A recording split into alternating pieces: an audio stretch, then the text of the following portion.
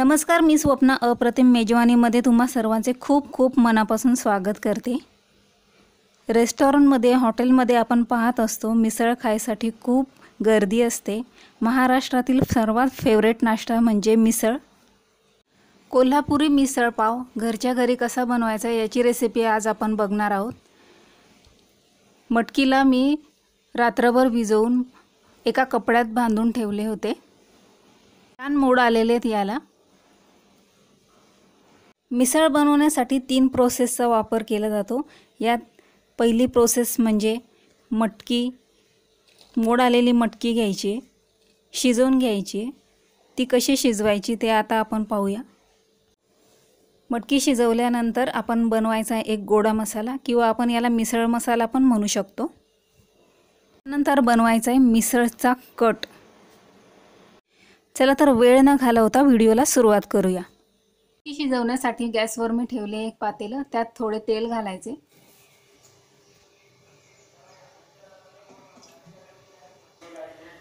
थोडी हळद घालायची आहे तेलात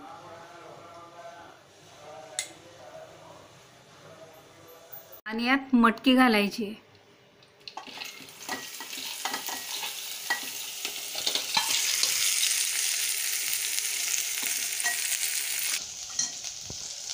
चवीपुरते मीठ टाकायचे।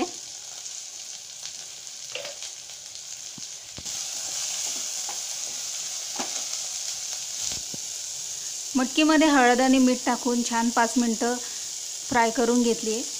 आता यात आपण घालायचे पाणी आणि 10 मिनिटं होईपर्यंत उसळ छान शिजवून घ्यायची। आता मी याच्यावर झाकण ठेवते। कोल्हापुरी गोडा मसाला बनवण्यासाठी मी घेतले आहे थोडेसे खोबरे, धने, बडीशोप। गोडा मसाला बनवण्यासाठी मी गॅसवर ठेवलेले पॅन। आता सगळ्यात आधी याच्यात टाकायचे धने, 1 चमचा धने, खोबरे,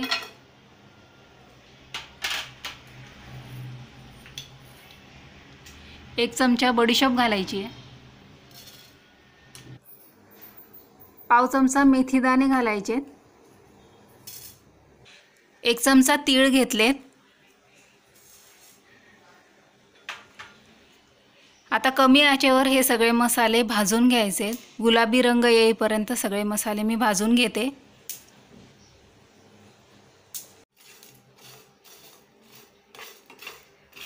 मसाल्यामध्ये आणखीन जाणार आहे यात 2 सुक्या मिरच्या, हिरवी इलायची, थोडी खसखस घेतलेली आहे, दगडी फूल, 4-5 लवंग घेतलेले आहे आणि 4-5 काळे मिरे।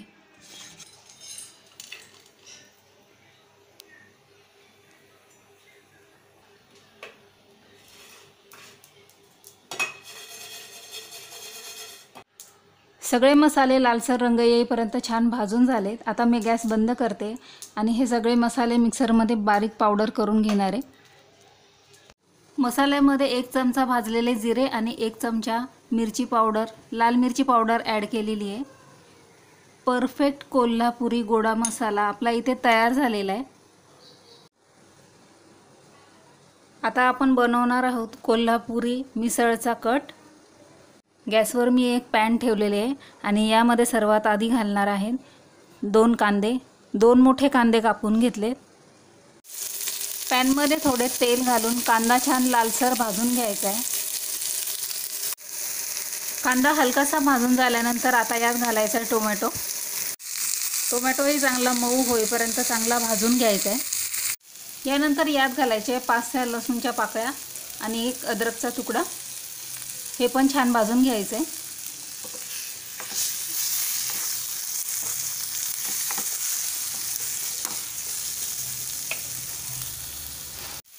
आता यात टाकायचं आहे 1 चमचा काश्मीरी लाल मिरची पावडर। मिक्स करून घ्यायचं आहे आणि कोल्हापुरी कट बनवायचा मसाला आता आपला इथं तयार झाला आहे। आता मी गॅस बंद करते आणि हा मसाला मिक्सरमधून बारीक करून घ्यायचा आहे।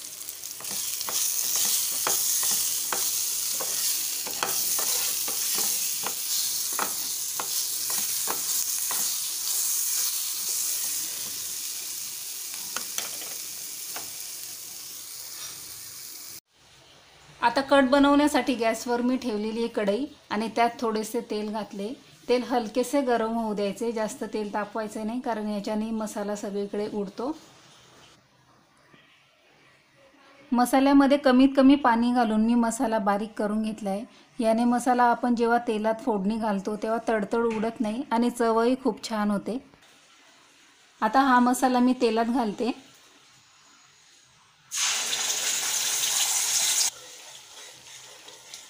छान मिक्स करून घ्यायचं आहे सर्व मसाला मिक्स केल्यानंतर आता यात घालायचा आहे 1 चमचा गोडा मसाला. आपण जो गोडा मसाला बनवला होता तो यात 1 चमचा घालायचा आहे.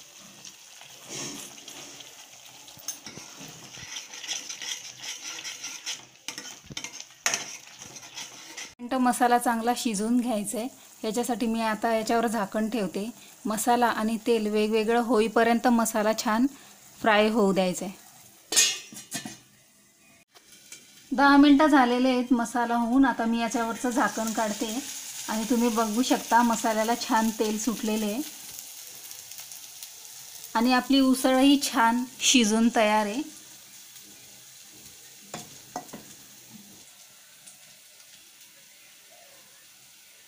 उसळमध्ये जे पाणी आहे रस्सा या सहित मी हे कढईमध्ये टाकणार आहे, कारण या पाण्याला उसळची खूप छान चव आलेली असते. चवीपुरते मीठ टाकायचे. कढई मी 5 मिनिटं शिजवून घेतली आणि छान तेल याला आलेले आहे. खूपच छान रंग दिसतोय उसळचा. आता यात थोडी कोथिंबीर टाकायची. अप्रतिम मेजवानीचे अशाच प्रकारचे नवीन व्हिडिओ पाहण्यासाठी तुम्ही व्हिडिओला लाईक करा, शेअर करा, सबस्क्राईब करा. हे व्हिडिओ तुम्ही फेसबुकवर टाकू शकता, व्हॉट्सअपवर टाकू शकता, इंस्टाग्रामवरही टाकू शकता. आधी प्लेटमध्ये घालायचा आहे स्मॅश केलेला बटाटा.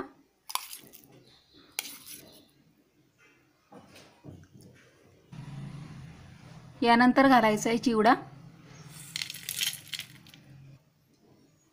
यानंतर यात जाणार आहे आपण बनवलेला उसळचा कट.